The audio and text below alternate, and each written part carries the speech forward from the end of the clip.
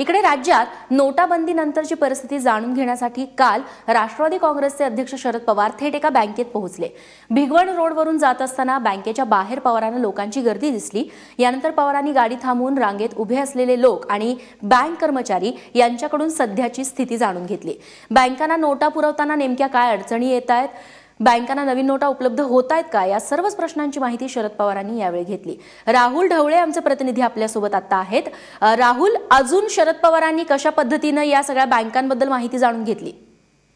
रेश्मा, काल बारामती ते भिगवण या रोडवरून जाताना केंद्रीय कृषी मंत्री शरद पवार यांना ओरिएंटल बँकेच्या समोर मोठी गर्दी दिसली।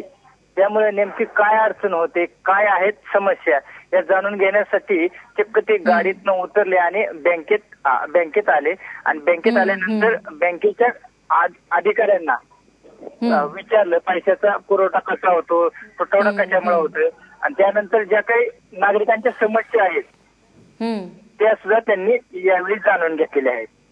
निश्चित राहुल, धन्यवाद तुम्ही दिलेल्या या माहितीबद्दल।